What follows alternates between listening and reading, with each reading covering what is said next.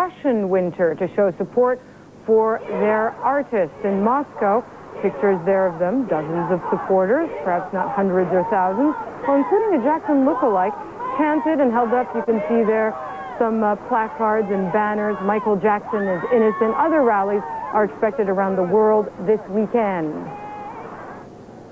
Well, still ahead on Your World Today. Much more. Stay tuned. The race for the Democratic presidential nomination. I'll be talking with the president and CEO of the Polish. King of pop, Michael Jackson, has pleaded not guilty to charges of child abuse. The pop star has made his first appearance in a California court in a case which could ruin his career. Hundreds of fans turned out in support, and a media frenzy erupted surrounding the allegation. The 45-year-old reclusive pop star has been charged with 7 counts of child molestation on a boy under the age of 14 and 2 counts of giving him alcohol with the intent to commit a crime. Jackson has maintained his innocence and has called the allegations a big lie. Jackson was given a pre-trial hearing of February the 13th. Nothing right now. Not right now. Jackson was arrested in November after police raided his Neverland ranch. He was formally charged a month later and bailed on more than €2 million. He could face nearly 20 years in prison if found guilty. It comes a decade after Jackson survived a similar brush with the law when he made a multi-million-dollar out-of-court settlement with the family of a teenage boy.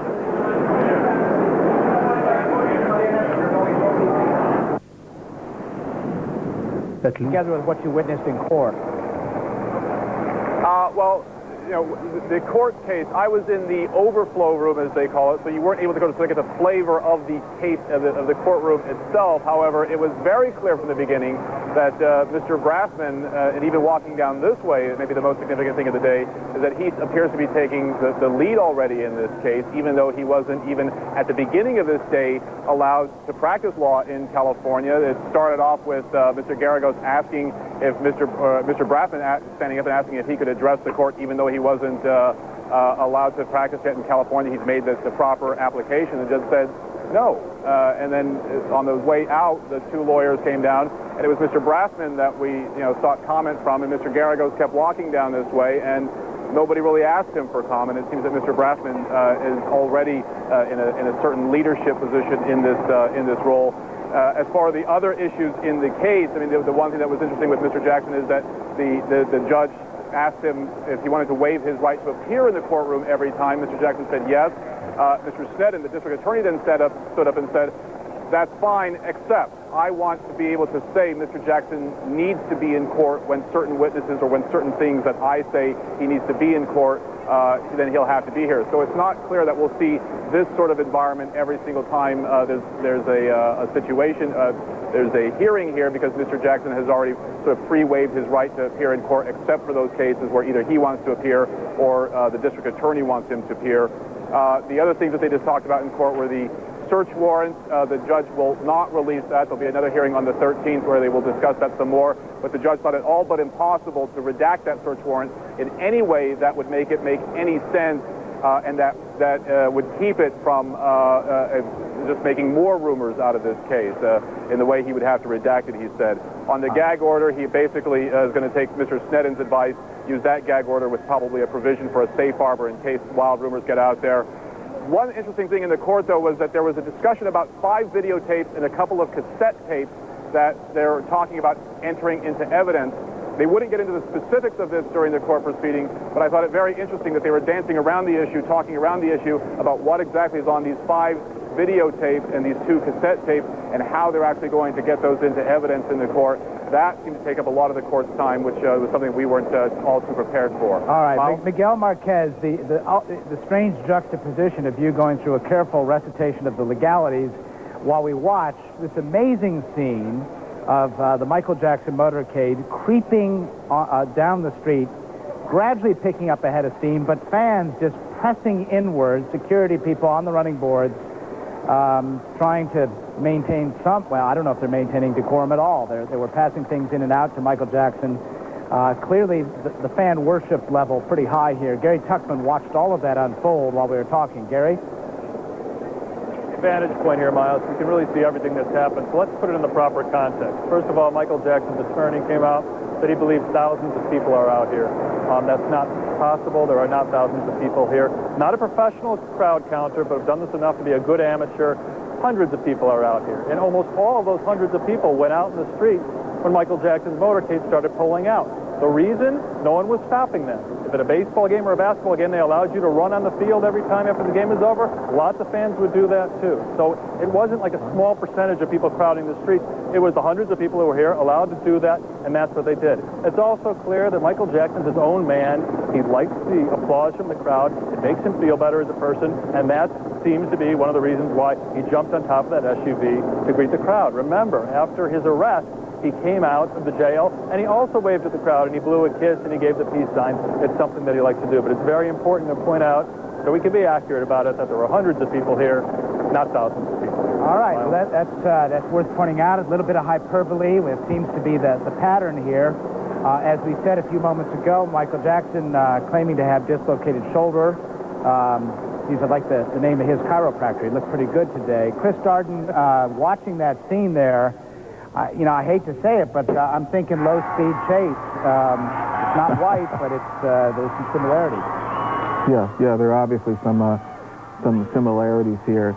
You know, I mean, it's all very interesting. As I understood it, Benjamin stated that there were, or Mark Garrigle stated that there were some additional lawyers being added to the defense team, and so I guess we are going to see some sort of dream team in defense of Michael Jackson.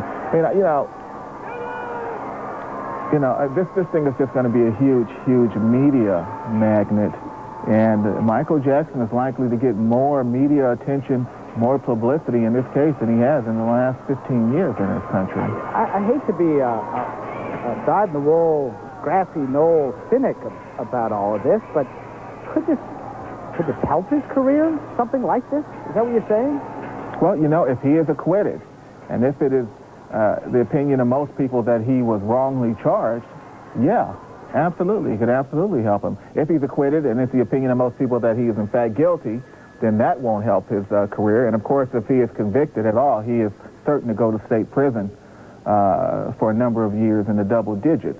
So, wow, we'll have to see.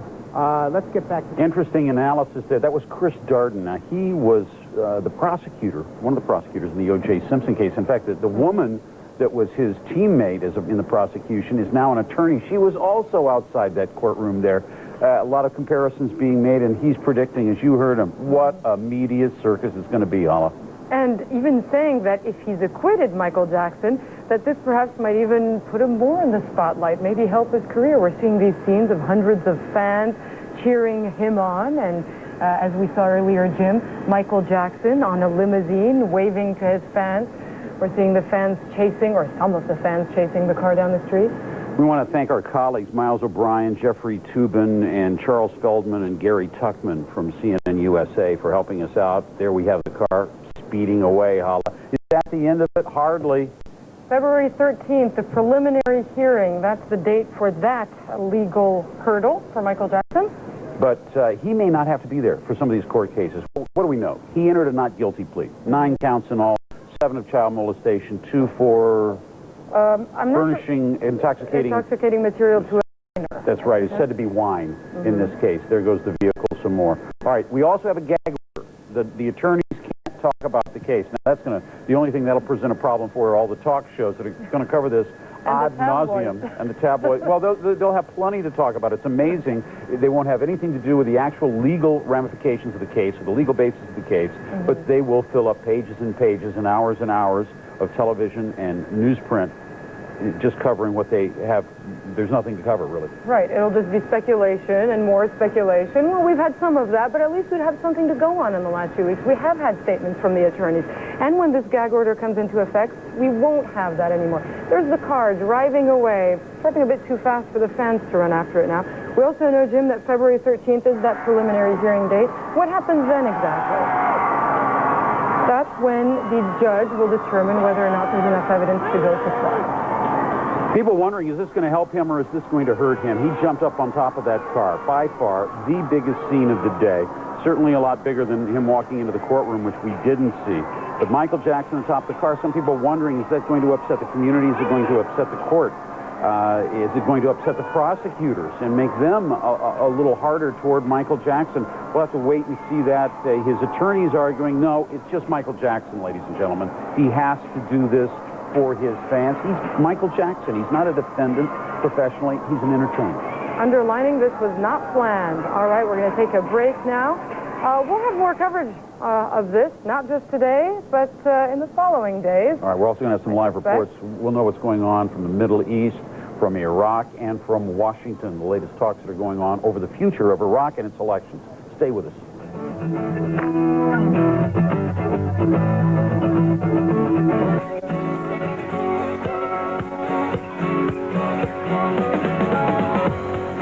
Welcome back to Your World Today. I'm Jim Clancy. Hala Garani will be along with Q&A in just a few moments, taking a look at Michael Jackson's case. But first, here are some of the top stories we're following right now. The U.S. Civilian Administrator for Iraq returning to Washington for talks with President George W. Bush and his advisors on plans to hand over power to Iraqis. The current plan, of course, calls for regional caucuses to select a legislature, which then in turn would choose Iraq's new administration. The top Shia Muslim leader in Iraq opposes that plan. He wants direct elections. Pop star Michael Jackson basked in the glory of his adoring fans after his appearance before a California court. Jackson entered a plea of not guilty to 7 felony counts of child molestation and 2 counts of supplying an intoxicating agent to a child. The judge in that case has ruled that evidence gathered at Jackson's ranch is going to remain sealed. A preliminary hearing now scheduled for February 13th. That's a check of the headlines. Q&A is straight ahead.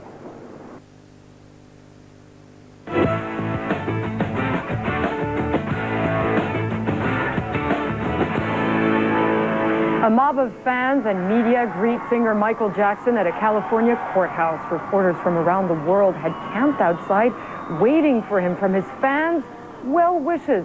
From Jackson, a plea of not guilty to child molestation.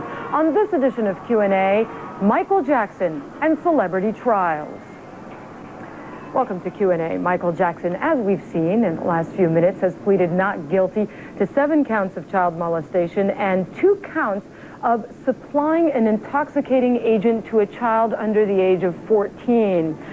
But like all trials of the famous, this one has already entered the court of public opinion. The prosecutor has requested a gag order be placed on those connected to the case, saying speculation in the press could threaten Jackson's right to a fair trial. But the defense is opposed, citing freedom of speech. Should celebrity court cases be handled differently? We're opening up the phone lines to hear what you have to say. You can call us now. Our international number is 404-827-1010. And to field your calls, answer your questions with us from Los Angeles is Pat Lalama, a correspondent with the television show Celebrity Justice. Welcome, Pat. On the line with us from Los Angeles is Michael Bryant, an attorney and correspondent for Extra, a nationally syndicated television show. Before we get to our guests, let's go to Santa Maria, California, and to CNN's Gary Tuckman. We saw it, the hundreds of fans, the media circus, the fans running after the car, you name it. This was showbiz, Gary. Well, Hala, the main purpose of this arraignment is for Michael Jackson to issue his plea, which he did, not guilty. He did that in 5 minutes, but the atmospherics were, as we expected, surreal. When Michael Jackson left this courthouse behind me about 20 minutes ago, he was surrounded by throngs of fans. We estimate there were between 400 and 500, maybe a little more, and the crowd grew as the day went on.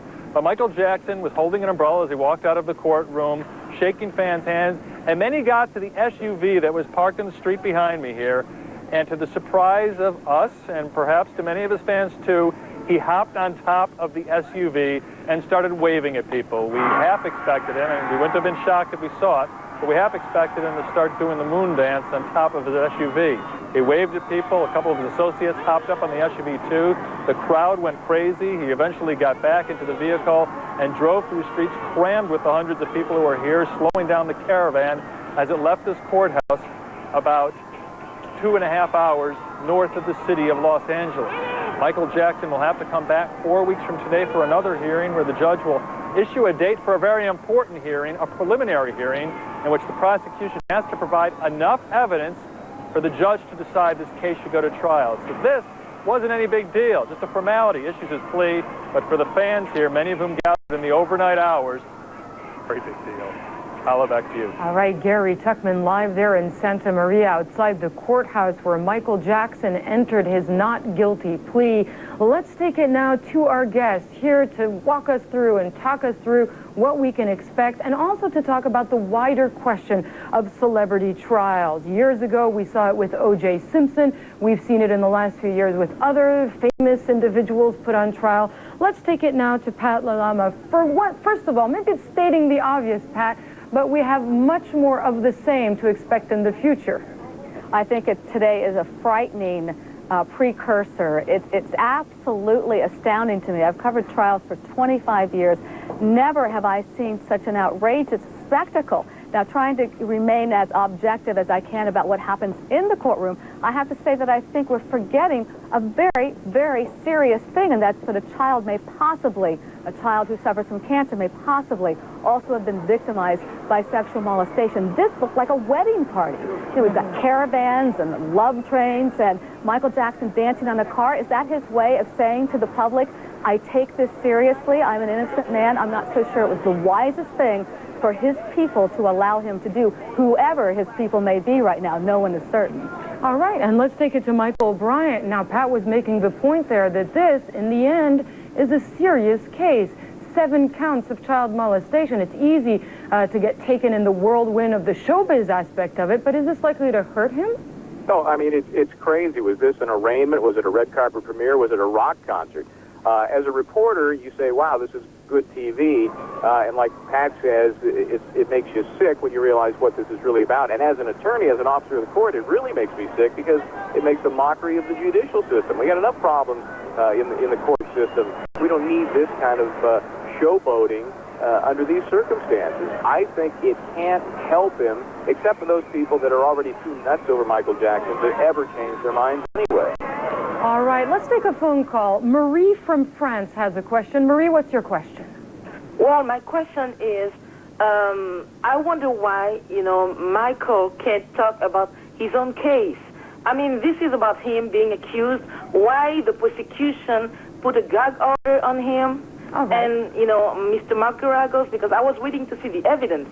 Mm-hmm. All right, let's ask that question to Pat. Pat, why the gag order? Why not, Marie is asking, let Michael Jackson talk publicly before the trial? Well, here's my opinion, and that is that this is such a spectacle. The judge very, very much wants to try to put a clamp on all the leaking and the distortions. Remember, yes, of course, Michael Jackson has every right to get his side out, but the prosecution is at a disadvantage because it can't, as officers, as basically servants of the people, can't go out on courthouse steps or take love caravans to Santa Barbara. They cannot do that. And really what it's going to come down to is the credibility of the facts of this case. And if the judge feels that Michael, in fact, is being violated of his right to have a fair trial, he has every right to close it up and tell people to shut up and wait for the trial to begin. And in this case, even as a member of the media, I think it needs to be done. Michael, does it really matter, though? Does it really matter? Because people are going to be speculating, talk show hosts are going to be talking, tabloid journalists are going to be writing about it. Gag order or no gag order, it's going to be out there. Yeah, and I mean, there's no way you can control everything. But remember, the judge has a certain duty, and he has to do the best he can under the circumstances with the rules he has to operate with. And if that means gagging the participants to at least limit the flow of mis and information, then that's what he's got to do. Remember, the whole theory behind the gag order is to prevent tampering with the potential jury pool. And this is the judge's only way to do that. He can't shut everybody up, though. Now, do you think there's going to be a backlash? Presumably, if, and reporters such as yourself, Pat, are going to go on television and say this is a bad idea, it's not a good thing for a celebrity to be, dancing on the roofs of cars, do you think that his defense team is going to tell him, cool it? Are you asking me or Michael? Yes, Pat. I think it appears to me that nobody can tell him to cool anything. I mean, look, this isn't the first. Let's start from the very beginning on 60 Minutes. Oh, my arms they're dislocated. Oh, ouch. Okay, the cops beat me up. That's number one.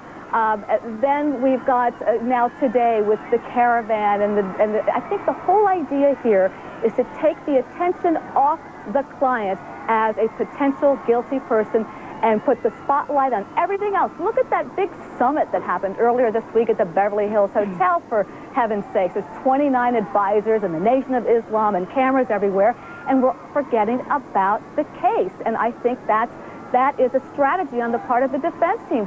Although I think this has gone too far. I think someone will try to rein him in. I mean, I just can't imagine that someone thinks this is good for his image. Pat, he is a celebrity, though. He is an international celebrity. We're going to take a phone call from Switzerland, Osamor, who has a question regarding his celebrity status. Osamor. Yeah, I was following the news about Michael Jackson, about the molestation case. I do not really understand, because now they are trying to say that he climbed on top of his SUV. That is a crime. I don't understand what's the problem with the Americans. Did they really want to jeopardize his life or no? I can't understand that. Can you really explain that to me? All right, we'll get to that question in a second. Also from Switzerland, Ray. Ray, what's your question? My question is, if you look at this circus, when a child has been abused, is this democracy and freedom for the rest of the world to see how a celebrity that has serious molesting charges against him is treated? If we look at Iraq and the rest of the world, it's very frightening to take a good look of what the rest of the world is going to inherit in democracy and freedom.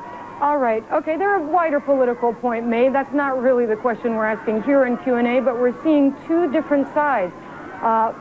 Some were saying, why do you want to ruin the career of this pop icon? And Ray perhaps saying, this is a display of democracy, American style, that is turning this into a circus. Michael, what side do you think is going to win? The side that protects Michael Jackson, or that wants this to be a standard trial? Well, this will never be a standard anything when Michael Jackson is involved. And I think it all relates to two very important control issues. We talk about controlling Michael Jackson. I don't think it can be done. If Mark Garrigous can't control him, nobody can. But that's because this is a child, now an adult, grown up without any control. The other control issue is the court controlling the client of Mark Garrigous and Mark Garrigous himself. Mark Garrigous is used to wheeling and dealing with judges in Beverly Hills who he has in his hip pocket. In the Winona Ryder case, many times he would manipulate the judge to accommodate Mark Garrigous' schedule or Winona Ryder's schedule. That's not going to happen here. You can see from this... But Michael, at least some form of control can be can here take place in this case, even if not every aspect of the way Michael Jackson is handling this well-publicized case. Something can be done, correct? I don't believe Mark Garrigous can keep his client from jumping on an SUV and greeting his fans. No, I don't think that's going to happen. All right, Pat, let's talk about February 13th. We have a preliminary hearing. As we said, this is only the very beginning of the legal process with regards to these child molestation charges. What do we expect then? A preliminary, well, you mean inside the courtroom or out? Both of them will be, I'm sure. Let's start with inside. Inside is a very important point in the, or I should say, as in the travels through the court system, and Michael can talk about this as an attorney, the preliminary hearing, which is really, really critical to the prosecution, because this is their chance to present what we call often a mini case. Judge, here's what we have. Here's what we think are the highlights of this case. Here's why we think this person is guilty of the crimes committed. Then the judge will have to determine, carrying the weight of what the prosecution offers as to whether it gets turned over for an actual trial. And Michael can explain that the standard is very low, and most likely this will be bound over. So, Michael, let's go beyond that February 13th date. When is a trial date set? Yeah, that's going to be subject to so many pre-trial maneuvers that I would best guess the fall at the earliest, maybe the end of the year. But let's be clear on what's really happening on the 13th. That it's not the preliminary hearing. It's just a pre-trial hearing to set a preliminary hearing date. There's a lot of housekeeping that has to be done when a trial of this magnitude is put together. And so the preliminary hearing date has still not been set, and the DA technically has not even decided whether to go with a preliminary hearing versus a grand jury. But we're pretty confident that a preliminary hearing will take place. It is not on the 13th. I'm guessing it'll be about a month from that date. All right, let's take a call from Mo. Mo is calling from India. Mo, what's your question? Yes, thank you. I just wanted to know why Michael Jackson is not allowed to please his fans who are always for him rather than the media who have already prejudged him. If you remember, he was accused once long back that he was on another child molestation case, and there he was seen on TV crying and saying that he was addicted to painkillers, and many people thought he was guilty. So maybe this was a tactic for him to come out and show his fans, look, I'm not afraid, I'm innocent, and I'm proud to be here, and I'm happy that you have all shown me your support, and I want to show you my love and to show you that I'm not afraid and I'm innocent. Maybe that's the tactic he's taking up this time rather than all the crying that we saw on TV last time. All right, Mo from India, thanks very much for that question. Michael, if I can put this to you, Michael Jackson is an international celebrity, and you're not going to expect him to just remain quiet and walk through the back door. So if you expect it, why not accept it? Well, I think that if you look at the way Michael Jackson acts, it's understandable. It's not a surprise that he acts that way. And he has, as an American, every right to that freedom of speech, that freedom of expression, that freedom of association. But he has to realize there may be negative consequences for doing that. That's where I think the problem is. He can do all this stuff he wants. He can please his fans. He can sign autographs. He can turn his arraignment into a mini concert. But there are consequences both in the public eye and ultimately in any jury pool. All right, many thanks. Michael Bryant of Extra, an attorney and correspondent for Extra. And we also have Pat Lalama, who joined us from Celebrity Justice, a show here in the United States, analyzing this case. This is day one of an extremely long legal proceeding for Michael Jackson, February 13th and beyond, and all the cameras and journalists in the world will be following it. That's it for this edition of Q&A.